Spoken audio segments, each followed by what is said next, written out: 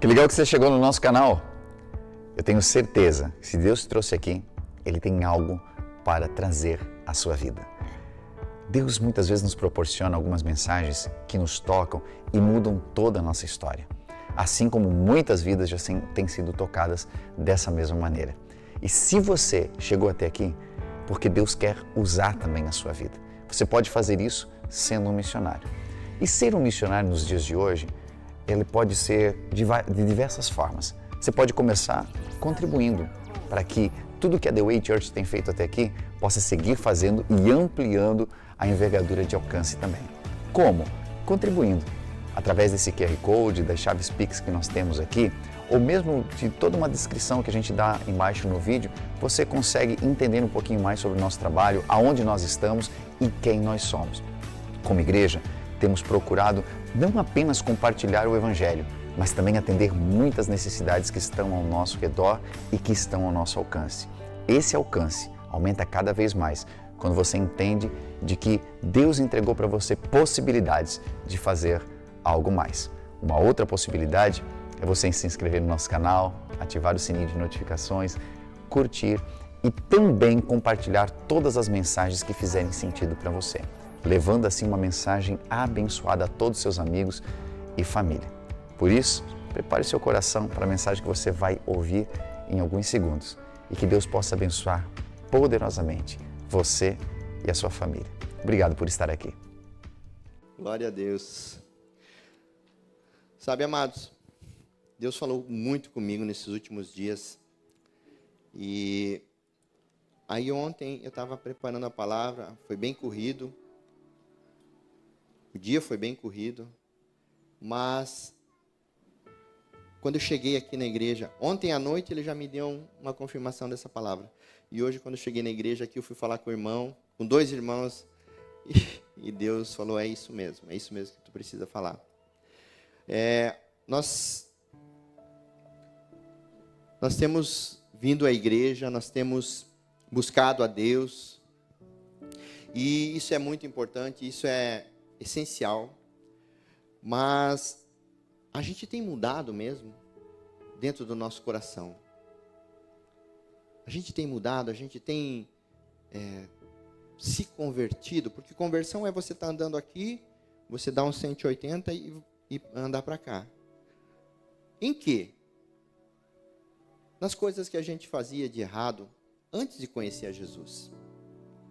Por muitas vezes a gente vem para a igreja e sai da igreja e continua fazendo essas coisas erradas. E o que são coisas erradas? Você sabe o que é a coisa errada. É tudo que desagrada a Deus, é tudo que te separa de Deus, é tudo que te afasta de Deus. Você não é criança, você não é bebê, você tem um entendimento. Amém? Você tem entendimento. Você sabe o que é pecado e você sabe o que não é pecado. Pecado é tudo que desagrada a Deus. O que não é pecado é o que agrada a Deus. Então, o que eu estou fazendo? Qual o exemplo que eu estou passando dentro da minha casa, dentro do meu lar? Porque a gente casa com o propósito de quê? De manter uma família linda, abençoada. Como esses irmãos que estavam aqui apresentando sua pequena. Mas em algum momento da nossa vida a gente acaba desleixando. E muitas vezes deixando coisinhas do mundo, e o mundo jaz no maligno, entrar dentro da nossa casa. E quando a gente permite isso, muda tudo, muda a relação entre o casal, muda a relação entre pais e filhos, muda tudo. E passa a deixar de ser bênção. Sabe quando você sabe que não é mais bênção? É quando você não quer mais chegar em casa. Quando você sai do trabalho e eu não quero ir para casa. Aí você vai para um boteco, aí você vai para qualquer outro lugar para demorar mais tempo para chegar em casa.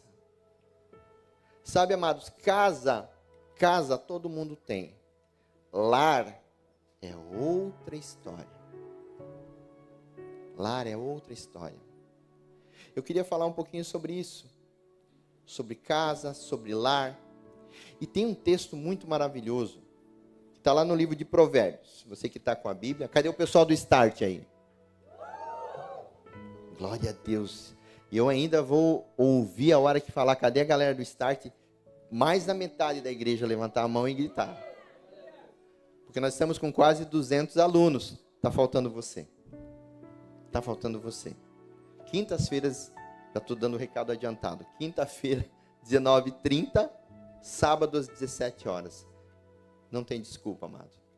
Não tem desculpa. Pode escolher o dia. Provérbios 24, do capítulo 3 ao 6, diz assim: com sabedoria se constrói uma casa, e com discernimento ela consolida. Pelo conhecimento, os seus cômodos se enchem do que é precioso e agradável.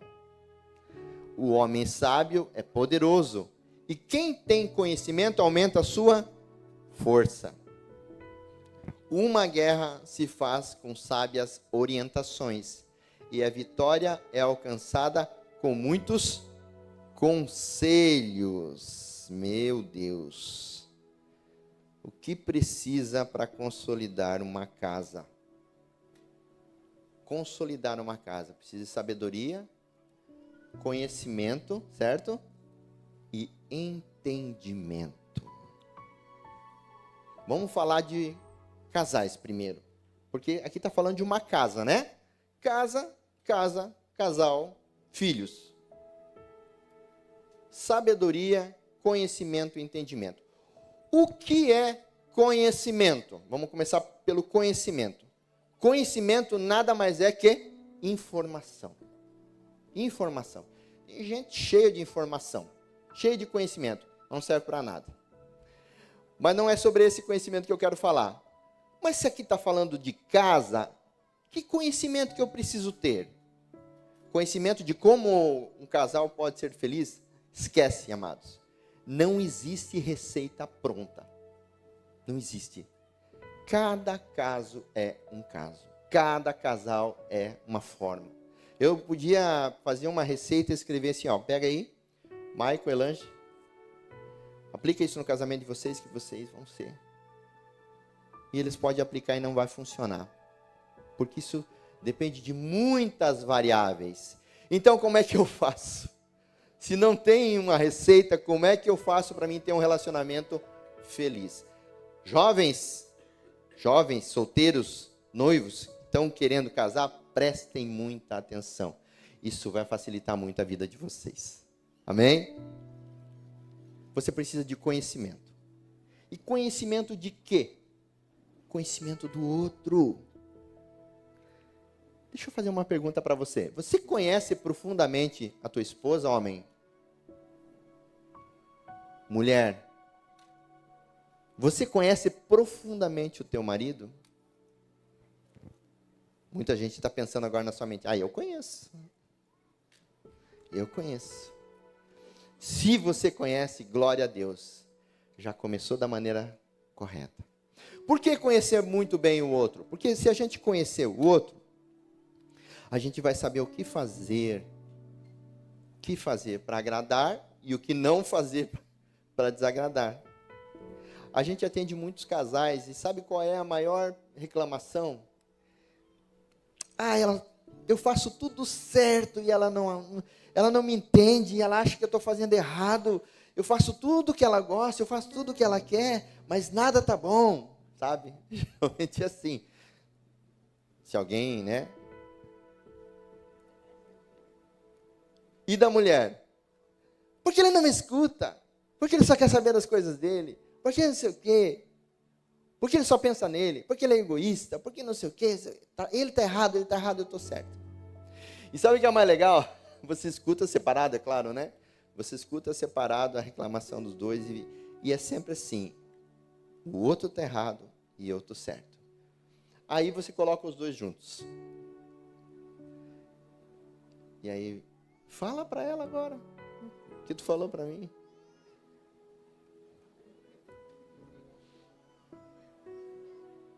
E aí, fala para ele agora que tu me... Não há um diálogo. Não há olha, você me feriu quando você falou isso. Você me machucou quando você fez isso. Não há. vai absorvendo, vai absorvendo, vai absorvendo, vai absorvendo, e quando sai, explode. E aí é briga, e aí é separação. Quero me separar, preciso me separar. É assim que acontece. Por quê? Porque não conhece o outro. Sabe qual é o maior problema dos casais? É que o homem tenta impor para a esposa o que ele gosta. E a esposa tenta impor para o homem o que ela gosta, o que ela quer. E casamento não é isso. Casamento é renúncia. Amor é eu fazer o outro feliz, não é eu ser feliz. Você precisa fazer aquilo que o teu cônjuge precisa receber. E não aquilo que você quer dar. Homem, ele tem uma necessidade. Eu nem vou perguntar, porque se eu falar, a maioria vai levantar a mão e vai concordar comigo. O homem quer o quê? Paz. Amém, homens? Homem quer paz. Homem não quer guerra. Homem quer paz. E mulher quer guerra. Ai, Jesus. Alguém me mandou esses dias um vídeo, eu chorei de rir. Que a mulher chegou para o marido e falou assim, ó, vim aqui para a gente decidir a nossa separação. E o homem, não, beleza, vamos decidir. Então, o carro vai ficar comigo. Ah, tá bom. E aqueles PlayStation 5 lá e tal, eu também quero. Tá. E a casa também vai ficar comigo. Não, beleza. Como assim, beleza? Como assim? Eu estou falando que eu vou ficar com tudo. Não, tá bom. Não, vou fazer o seguinte, então. Eu quero voltar. Tá bom, vamos voltar então. Sabe, isso resume muito o relacionamento. O homem que é paz, ele dá uma boiada para não entrar numa briga. Né? É lógico que eu não estou generalizando que todos os homens são assim, mas a grande maioria é. Eu vou contar uma coisa minha, pessoal minha. Eu contei isso há muito tempo e agora aumentou. O meu armário lá em casa, ele é tipo uma colmeia, do chão até o teto, parede toda, ele é uma colmeia, um monte de quadradinho. E quando a gente fez esse armário, era metade de cada um.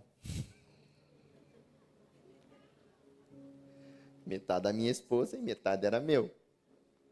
E o tempo foi passando.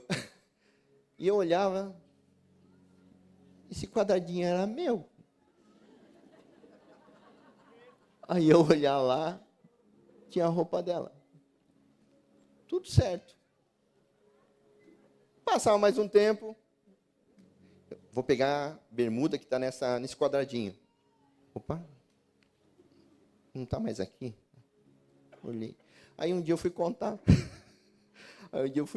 Os quadradinhos. Não precisa nem dizer que 75% já era dela. Sabe o que eu fiz? Sabe o que eu faço, amados? Eu pego tudo roupa que eu não uso e boto num saco. Falo assim, vai para doação.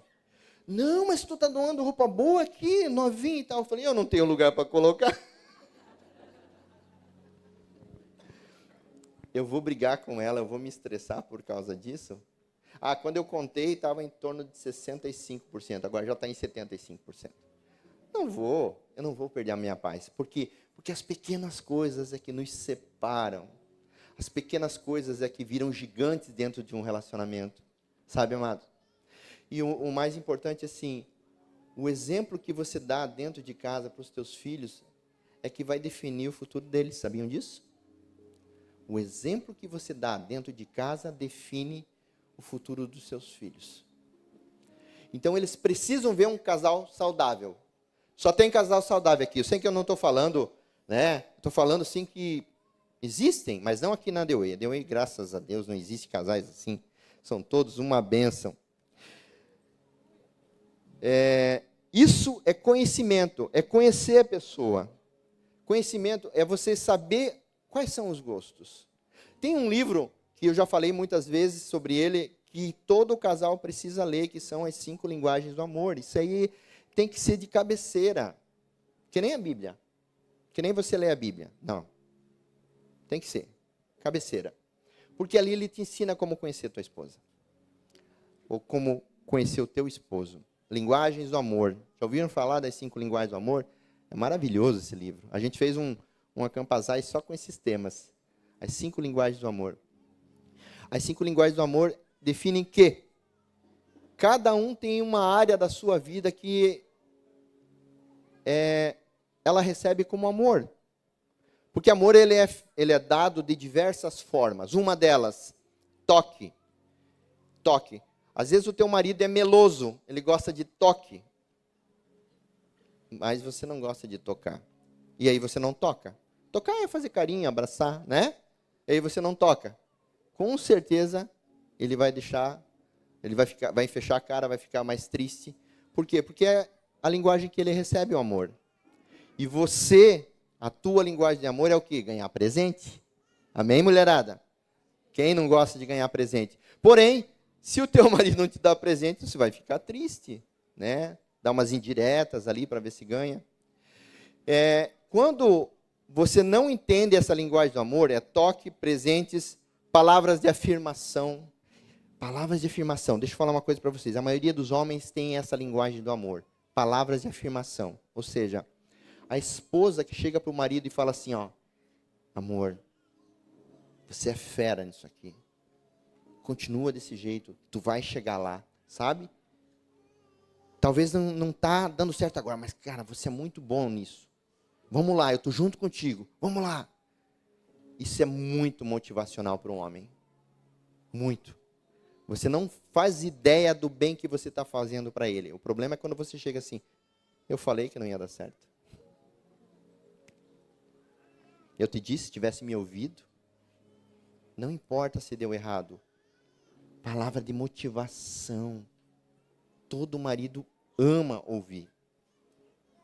Mas o tempo faz com que as palavras fiquem ríspidas. E ao invés de você passar amor para a pessoa, você está passando algo que com certeza não é.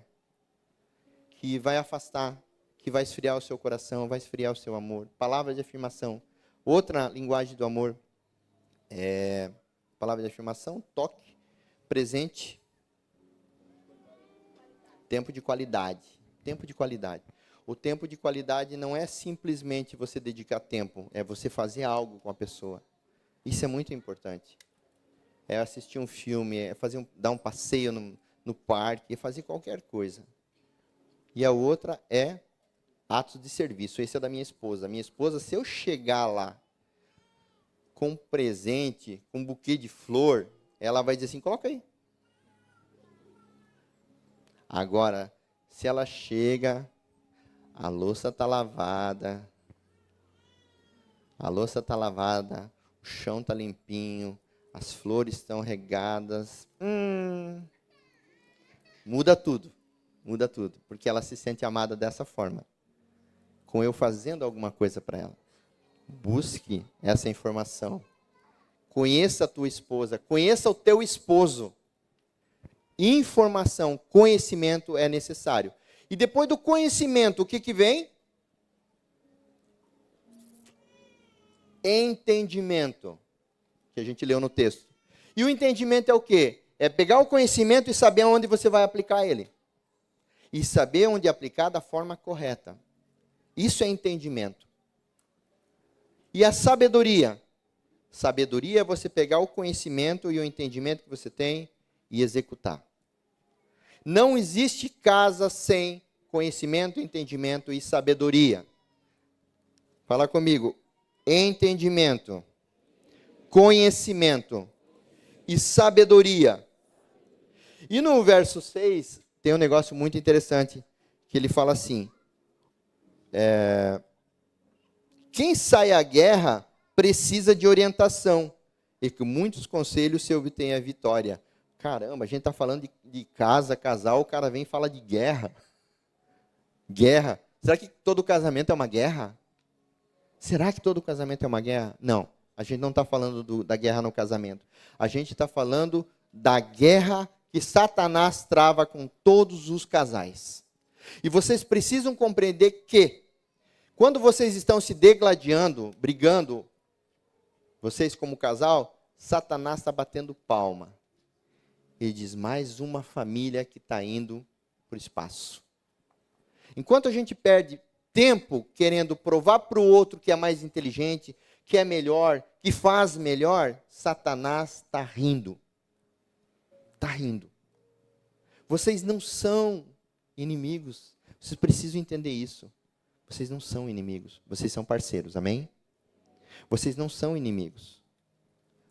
Não é contra o outro que você vai se degladiar. A Bíblia diz que a gente precisa resistir ao diabo. Resistir ao diabo para que ele fuja. Como é que eu resisto ao diabo? Eu não faço a vontade dele. Eu tenho vontade de matar minha esposa? Claro que tenho, misericórdia. Mas eu não vou fazer. Eu tenho vontade de falar aquilo que eu queria falar, mas eu não vou falar. Eu tenho vontade de ofender, mas eu não vou ofender. Eu tenho vontade de mostrar para ela que ela está errada, mas eu não vou fazer isso. A gente pode simplesmente dialogar com sabedoria. Pegar um entendimento, o conhecimento que você tem dela, do marido, e falar assim, bom, eu vou com muito amor, com muito cuidado, colocar para ele, colocar para ela, que tem outra possibilidade. E quando a gente não altera a voz, tudo fica diferente. O problema é quando a gente levanta a voz. Quando você levanta a voz, você se levanta contra a pessoa. Tem um problema sério, amados, que eu vejo. A mulher, ela respeita a polícia, amém? Ela respeita a polícia. A mulher, ela respeita as autoridades, ela respeita o professor. Mas tem mulher que não respeita o marido dentro de casa. Não se levanta contra ninguém, mas contra o marido ela se levanta. Se levanta contra ele. Maridos, tem marido que faz qualquer coisa por alguém de fora, por um amigo, por um irmão da igreja, mas quando a esposa pede algo, o cara vira no bicho. Então a atenção dele não está para o relacionamento, a atenção dele está para fora. A mulher, quando ela se levanta com o marido, ela tira a autoridade dele. Nada de bom vai surgir daí. Absolutamente nada. Sabedoria, aplicação da informação. Tiago 1, de 2 a 5, diz assim. Meus irmãos, tende grande gozo quando cairdes em várias tentações, sabendo que a prova da vossa fé opera a paciência. Tenha, porém, a paciência, a sua obra perfeita, para que sejais perfeitos e completos, sem faltar em coisa alguma. E se algum de vós tem falta de sabedoria, peça a Deus, que a todos dá liberalmente, e não lança em rosto, e ser-lhe-á dado. Provérbios 11:14 diz assim, não havendo sábios conselhos, o povo cai, mas na multidão de conselhos há segurança. A gente precisa exercer isso dentro da nossa casa, dentro do nosso lar. Muitas vezes, Deus permite, né, que algumas tentações, algumas provações venham até nós. E é exatamente para você ver o quanto você está maduro.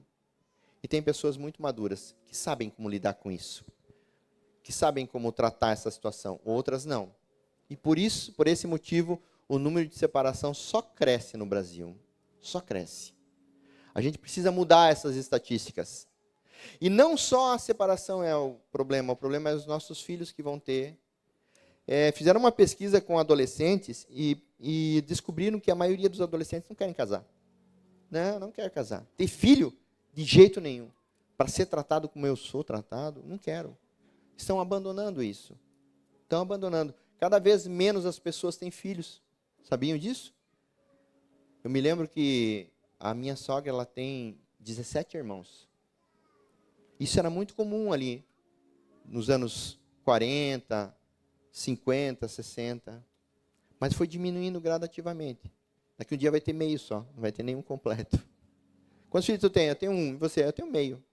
Por quê? Porque esse meio não quer nem continuar, ele já está desgostoso da vida, porque ele é muito maltratado, ele é deixado de lado, ele é ignorado. Sabe, amados, o exemplo que você dá dentro da tua casa pode acabar com a tua geração. Pode acabar com a tua geração. A partir do exemplo que você dá dentro de casa, vai definir se ela vai continuar ou não. E a gente é egoísta ao ponto de não querer saber aonde que vai dar a nossa geração, a nossa descendência, os filhos, os netos. A gente não pode ser egoísta a esse ponto. Casa ou lar? Você decide. Casa é um bem precioso, amados? É. Ou qual é o teu bem mais precioso? A tua família é o bem mais precioso que você tem? Deixa eu falar uma coisa para você. A tua família é a única coisa preciosa que você tem. Porque coisa é coisa. Família não. Família é um presente de Deus para a tua vida. Assim como a gente às vezes não dá muita atenção para a família, tem pessoas que dariam tudo para ter a tua família. Tudo, absolutamente tudo. Que viveram em um lar destruído ou foram entregues para adoção ou simplesmente criados por parentes e mal criados, maltratados. Eles dariam tudo para ter uma família que nem você tem. Quanto tempo você dedica à tua família de verdade? Quanto tempo você dedica aos teus filhos? Como anda a tua casa? Ela é uma casa ou ela é um lar? Porque para ser lar, ela precisa ter amor, ela precisa ter dedicação, ela precisa ter carinho. A família é o jardim de Deus aqui na terra. Amém? Como você tem cuidado desse jardim? Como você tem cuidado? Você tem aparado a grama, você tem regado as plantas, você tem dedicado tempo a esse jardim? Que se você não dedica tempo a esse jardim, ele vai começar a ficar feio, vai começar a crescer mato, erva daninha. Quando você vê, você nem encontra mais os membros da família, porque o mato cresceu de tal forma. Exige dedicação, dá trabalho, família dá trabalho. Dá trabalho. Se você não está disposto a se dedicar à tua família, então você não deveria ter tido uma. Porque se você tem uma família, então você precisa se dedicar a ela. Os nossos filhos hoje, eles passam por um período muito triste assim, da humanidade. Dizem que essa é a fase que os filhos sabem menos que os pais. A única que aconteceu na humanidade. Que sempre aconteceu. Quando os filhos chegavam aos 30 anos, eles já sabiam, já tinham mais informação, mais conteúdo que os pais. E essa, não. Eles não têm mais conteúdo. Por quê? Porque hoje eles são ensinados pela internet, né? Mas não ensinados com coisas importantes. Com coisas que não têm valor, não edificam em absolutamente nada. E os pais de hoje cuidam dos seus filhos e cuidam dos seus pais. Se eles faltarem, acabou, destruição da casa. Isso é muito sério. A ignorância está destruindo a nossa casa. Enquanto a gente não souber o que os nossos filhos precisam, a nossa esposa precisa, a gente vai estar levando a nossa casa para a destruição. Então você precisa buscar informação. Informação. O teu filho não gosta daquilo que você gosta. Entenda isso. Ele pode até fazer algo para te agradar, mas não quer dizer que ele gosta. Não quer dizer que ele está feliz. Você precisa saber o que ele gosta. E você precisa dar força, palavras de afirmação para ele. Filhão, vai lá. Tu gosta disso? Então vai lá, filhão. Se dedica. Poxa vida, a gente é especialista em tantas coisas na tua profissão. Você não é especialista na tua profissão? Claro que é. Se você dedica bastante tempo ao teu trabalho, você se torna um especialista. Mas você é um especialista no teu filho? Você dedica muito mais tempo ao teu trabalho do que ao teu filho. Muito mais tempo ao teu trabalho do que à tua esposa. E não pode. Porque senão você nunca vai ser especialista. E você vai estar sempre impondo a tua vontade. A esposa vai estar sempre impondo a sua vontade. Por quê? Porque não conhece qual é a vontade do outro. Quando a gente casa, tudo é bom, né? Tudo é maravilhoso, tudo é perfeito.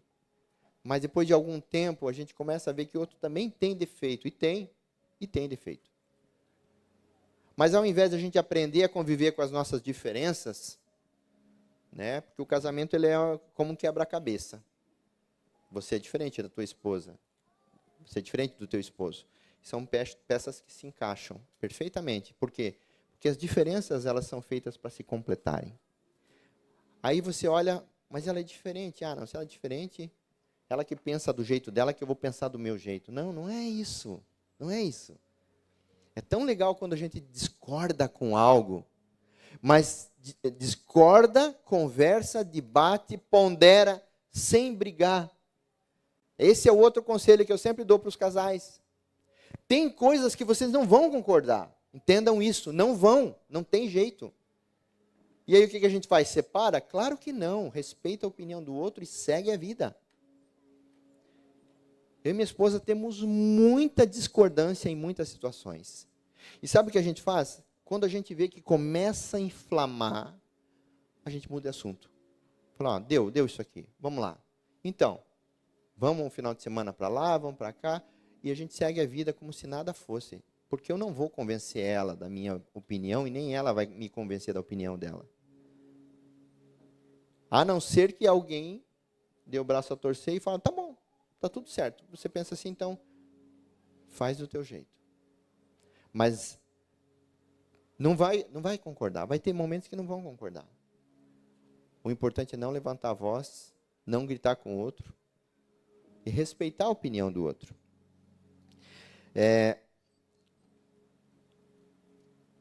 O homem define a missão. A mulher se submete a esta missão. Esse é um tema bem polêmico, né? Que quando a gente fala, a mulherada já pula. Submissão. A mulher tem que ser submissa ao homem? Claro que sim. Mas não do jeito que o homem pensa que é. Submissão, sob missão. Sob missão. A mulher, ela é submissa à missão que o homem traz. A missão que ele recebeu de Deus. Não quer dizer que ela tem que fazer cegamente a vontade do marido. Não, não é isso. Até porque as mulheres geralmente são mais inteligentes e têm decisões mais acertadas do que os homens. E é por isso que Deus colocou elas como sob missão. Porque ela vai ajudar o marido a não errar. Ela vai ajudar o marido a chegar no propósito. Então, por isso que é submissão. O homem não é submisso à mulher, mas o homem precisa morrer por ela. O que tu prefere, ser submissa ou morrer pelo teu marido? Não. A mulher é submissa. O homem é o cabeça. O homem ele tem que ser para a esposa como Cristo foi para a igreja. Ele precisa morrer se necessário por ela. Maridos, estão dispostos a morrer pela sua esposa? Amém. Mais um detalhe. Os seus filhos não são mais importantes do que o seu cônjuge. Falei. Tem mulheres que abandonam os maridos depois que os filhos nascem. Eu conheço várias. Simplesmente abandonam. Meu filho é minha vida. Deixa eu falar uma coisa para vocês. Um dia eles crescem. Eles não vão querer saber de vocês. Eles vão embora. Vão embora. Simplesmente vão embora. E não adianta você chorar. Ai, não vai, fica aqui com a mamãe. Eles vão. Eles não estão interessados na tua vontade. Porque isso faz parte do ciclo da vida. E sabe o que sobra? Aquele cara que você desprezou. Por isso, não abandone o seu marido, porque quando os filhos forem embora, só vai restar vocês dois. Isso aconteceu na minha casa e foi muito difícil. Muito difícil. Porque a minha filha, ela era muito apegada comigo. Ela está aí? Acho que não. E aconteceu que ela casou e foi embora. Sabe o que é você chegar em casa, olhar no sofá e ver a abençoadinha deitada no sofá com as pernas para cima? Assim eu via. Levou uns 4, 5 meses para eu me acostumar com a ausência dela. Isso se chama síndrome do ninho vazio. Já ouviram falar? Existe mesmo. Existe mesmo. Eu chegava em casa e eu via ela no sofá, mas ela não estava. Difícil, chorei bastante. E aí sobrou quem? Eu e a minha velhinha. Agora pergunta para mim assim, e hoje, se tu tivesse condições, teria mais filho? Eu não. Porque eu fiz a minha parte, eu cumpri com a minha obrigação. Eu eduquei, eu criei, até que se casou. Agora não é mais minha responsabilidade. Eu falei para o marido dela, falei, mano, deixa eu te falar uma coisa. Tu tá levando o meu bem mais precioso que eu tenho hoje, aqui na minha casa. Cuida dela. A responsabilidade é tua. Te vira. E assim foi. Agora a responsabilidade é dele. E ele cuida muito bem dela, graças a Deus. E aí sobrou eu e minha velhinha. E hoje a gente tem uma liberdade. A gente tem, sabe, a gente é mais unido. A gente faz tudo junto. A gente não consegue ficar muito tempo longe um do outro. Porque só restou nós dois mesmo. 28 anos depois. É muito importante isso, amado. Nunca perca o link com o teu esposo, com a tua esposa. Nunca perca. Sabe? Porque um dia os filhos vão embora e aí vai sobrar só vocês dois. E como vocês querem acabar os dias de vocês? Como inimigos ou como eterno apaixonados? O amor não acaba. Desde que você esteja colocando lenha na fogueira. Ele nunca vai acabar. Quando eu estava preparando essa palavra ontem à noite, teve um irmão que ele postou no grupo de futebol assim: pessoal, estou vendendo a minha Kombi. Se alguém gosta, quer comprar ou conhece alguém, fala comigo no privado. E ele tem uma Kombi. É o Adriano que está aqui na bateria. Ele tem uma Kombi muito top. A Kombi dele tem cama, tem fogão, tem tudo. E sabe o que ele faz com essa Kombi? Ele pega a família final de semana, às vezes domingo, às vezes sábado, vai para a praia. Pega um camping e lá ele fica com a família o final de semana todo. E eu sei disso porque a gente já conversou muito sobre isso. Quando ele colocou assim, vendo a Kombi, eu botei assim, não! Bem assim. Por quê? Por quê? Aí ele me chamou no privado. Ah, pastor, é porque é uma boa causa, né? A família cresceu, ele tem 3 filhos e a forma é a mesma. Pode ver, a forma é a mesma, né? E ele falou assim, eu preciso aumentar a minha casa. Eu falei assim, mas tu buscou a direção de Deus para esse negócio aí? É isso mesmo que Deus quer? Eu disse assim, eu creio que Deus pode te dar condições de aumentar a casa sem precisar vender. Sabe por quê, amados? Porque, para mim, a Kombi é a imagem da família dele. Quando eu falo de Kombi, eu vejo ele com a família indo para a praia. É a identidade deles. É a identidade deles.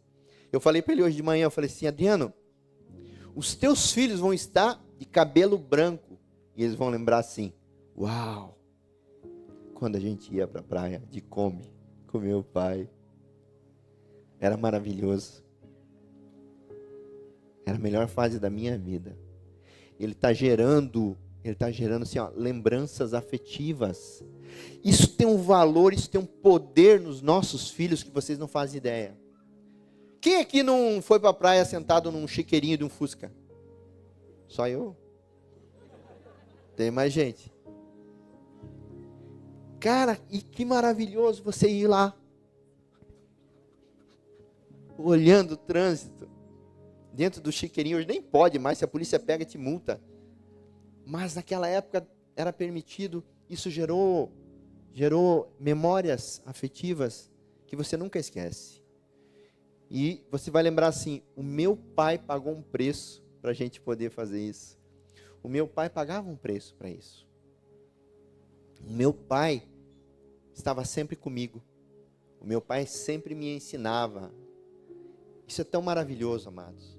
Aí eu chego aqui no culto, vem um outro irmão e fala assim, falei, ô irmão, estava desaparecido, fazia tempo que eu não te via. Ele falou, não, estava viajando, estava trabalhando, estava trabalho lá em outro estado e tal.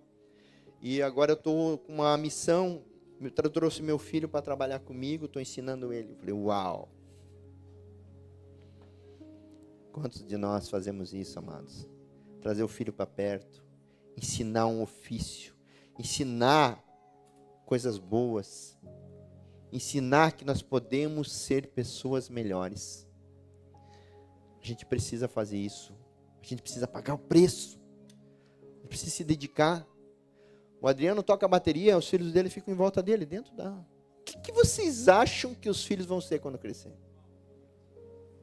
Qual a chance dele ser um baixista? Hein, Adriano? Baterista. É isso aí, ó. André também acha. O filho faz o que vê o pai fazer. Da mesma forma, as filhas, elas olham para a mãe. Nossa, minha mãe é tão suave. Minha mãe é tão sábia. Minha mãe sabe como tratar o meu pai. Que pessoa. Quando eu crescer, eu quero ser igualzinha a ela. A minha mãe não altera a voz. Minha mãe não grita. A minha mãe não xinga. Ela não se eleva acima do meu pai. Ela é sábia. E a sábia edifica o lar, e a tola com as suas próprias mãos destrói. A filha do Billy Graham, que é um grande evangelista, né? Um dia ela deu uma reportagem, ela deu uma entrevista, que ela sabia que o pai dela era pecador, porque a Bíblia fala que ele é pecador. Porque ela nunca tinha visto o pai dela pecar. Eu nunca vi meu pai pecar. Eu sei que ele é pecador porque a Bíblia diz que ele é, mas eu nunca vi. Como que teu filho está te observando e está vendo você? Qual é a visão dele? Tu está decepcionando ele ou tu está sendo motivo de orgulho? Ele vai querer seguir a carreira que você tem? Ele vai querer ser como você? E é tão legal porque eu já vi acontecer do pessoal marcar futebol. Quem não gosta de futebol dos homens, né? E aí chama o Adriano fala assim, não, esse final de semana eu não vou. Porque esse final de semana eu vou viajar com a minha família. Isso é muito maravilhoso. Muito maravilhoso. John Wesley, que foi um grande pregador, um grande homem de Deus, ele citou o seguinte: o que uma geração tolera, a próxima geração vai abraçar. O que você deixa para lá de coisa errada que você faz, teu filho está te observando. E ele vai fazer. E ele vai abraçar isso. E vai fazer com vontade. Com raiva. Não tolera. Não tolera pecado, não tolera maus hábitos, não tolera nada que possa fazer com que o teu filho se desvie do caminho. Salmo 127, 1 diz assim: se o Senhor não edificar a casa, em vão trabalham os que a edificam. Se o Senhor não guardar a cidade, em vão vigia a sentinela. Se você não é submissa ao teu marido, esposa, é porque você não é submissa a Deus. Se você, marido, não dá atenção para tua esposa, é porque você não dá atenção para Deus.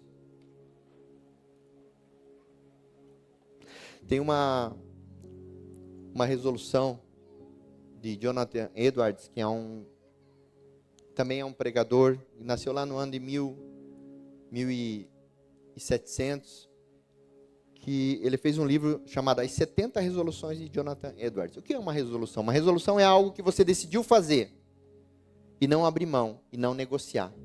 E ele tem 70 maravilhosas. Eu li esse livro, é fantástico. Se a gente tivesse o pulso de fazer isso, não, eu vou me dedicar a isso e vou fazer isso, independente do que os outros pensam, né? E tem uma que eu decidi tirar para mostrar para vocês, que diz assim, ó: resolvi jamais relaxar ou desistir de qualquer maneira na minha luta contra as minhas próprias fraquezas e corrupção, mesmo que quando eu não veja sucesso nas minhas tentativas. Às vezes o resultado não vem rápido, às vezes ele demora, às vezes ele não vem. Mas não é por conta disso que você vai abandonar a tua decisão. Não sei, talvez seja para alguém aqui que decidiu fazer algo, mas não está vendo o resultado. Mas eu não vou abandonar por conta do resultado. Eu vou continuar fazendo. Vou continuar fazendo. Porque se Deus tem um propósito em cima disso, vai acontecer. O que vai acontecer, não sei, mas Deus vai permitir que aconteça. E para a gente finalizar, eu queria colocar para vocês uma comparação. Então, Jonathan Edwards, ele nasceu em 1703. Escreveu muitos livros, pregador, nasceu nos Estados Unidos, Connecticut. E é um cara assim que tinha muitos sermões. Sermões que até hoje é estudado, principalmente em teologia. E esse cara, ele era acima de tudo, ele era um baita pai. Baita pai. Ele teve 11 filhos. E ele dava atenção para todos eles. Ele tirava 1 hora do dia dele para dar atenção para os seus filhos. E às vezes ele viajava a pregar em outro estado, outra cidade, e ficava 3 dias. Quando ele voltava, ele dedicava 3 horas para aqueles filhos. Ele não falhava. Então as resoluções eram exercidas dessa forma. Deixa eu contar uma coisa para vocês, olha que interessante. Depois que ele morreu, na verdade 2 séculos depois, alguém decidiu fazer um estudo sobre a árvore genealógica dele. E olha só que interessante. Estudaram 5 gerações do Jonathan Edwards. E praticamente nenhum infrator existiu na sua descendência. Mais de 100 advogados, 30 juízes, 13 reitores de universidade, centenas de professores, desses sendo 65 professores universitários, 62 médicos, 75 oficiais do Exército e da Marinha, 100 pastores, missionários e professores de teologia em seminários, 80 homens eleitos para cargos públicos, incluindo 3 prefeitos, 3 governadores, vários membros de congresso, 3 senadores, ministros para países, 1 controlador do Tesouro dos Estados Unidos, 1 vice-presidente, Aaron Burr, o nome do cara. E 60 escritores de destaque, com 135 livros de méritos. Se o Senhor não edificar a sua casa, em vão são os que edificam. Quem edificava a casa dele? Era o Senhor. Tudo que ele fazia era para o Senhor. Todo o ensinamento que ele dava aos filhos era baseado no que a Bíblia ensina. E a descendência dele se tornou essa. Agora, teve um camarada que viveu na mesma época que ele, se chamado Max Jukes. Também estudaram 5 gerações dele. Escuta só. Max Jukes era um ateu, não acreditava em Deus, tinha uma vida toda errada, de vícios, tinha uma vida de vícios, uma vida de muita coisa errada. E estudaram as 5 gerações dele. Max Jukes teve 540 descendentes, sem contar os legítimos da união, contando-se até a 5ª geração de filhos, netos, bisnetos, trinetos, tetranetos, houve 310 que morreram, na maioria na miséria. Desses 200 terminaram seus dias vivendo, pedindo esmolas ou em asilos de caridade.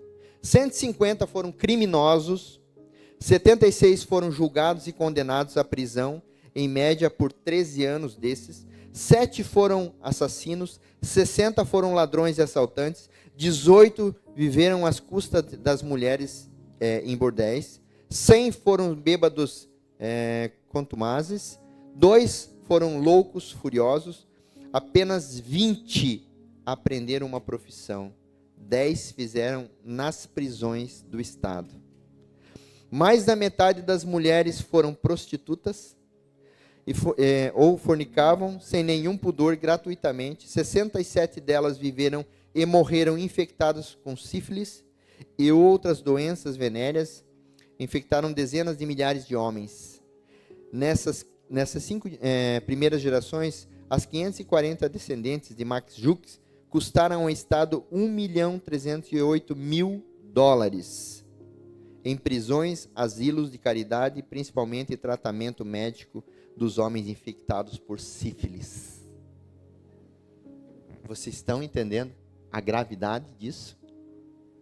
Vocês estão entendendo o porquê que nós precisamos mudar esse hábito de não dar atenção para os nossos filhos? Filhos são herança, herança. Deus nos deu como herança para dar continuidade a um legado que você vai deixar para elas. Você precisa dedicar tempo aos seus filhos, ensiná-los. Eu vejo muitos exemplos aqui na igreja, muitos exemplos positivos. Mas infelizmente existem alguns exemplos negativos. Filho não nasceu para ser criado solto, seguindo o próprio coração, as próprias vontades. Filho precisa de ouvir não. Sabiam disso? Filho precisa ouvir não.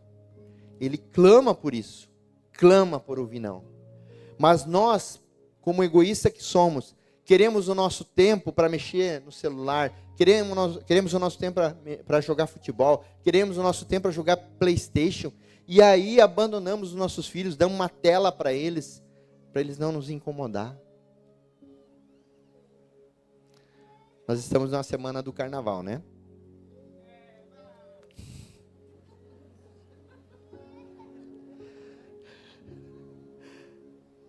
Amado, carnaval não é lugar de crente, não. Se você já estava planejando ir, em nome de Jesus, você não vai. Carnaval não é lugar de cristão. Satanás sempre agiu na surdina, não é verdade? Ele sempre agiu na surdina. Era sempre dar a entender. Não esse ano. Não esse ano. Esse ano ele apareceu. Ele apareceu e ele está falando abertamente o que é o carnaval. Carnevale.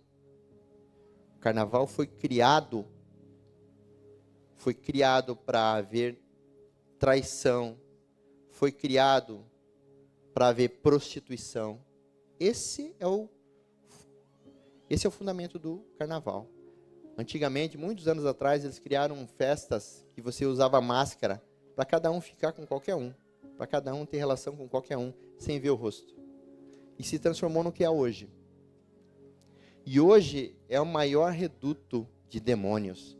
E não sou só eu que estou falando. Se você olhar no Instagram, você vai ver carnavalescos falando isso. Isso aqui é o mais legal. Por isso que eu estou falando. Satanás não está mais se escondendo. Teu filho vai, conversa com ele. Filho, isso não é lugar para você. Teve um carnavalesco que falou bem claramente. Ele disse assim: a Páscoa é dos judeus. O Natal é dos cristãos, mas o carnaval não. O carnaval é nosso. E teve nessa mesma imagem mostrando o pessoal ensaiando e ficando possesso dentro da escola de samba.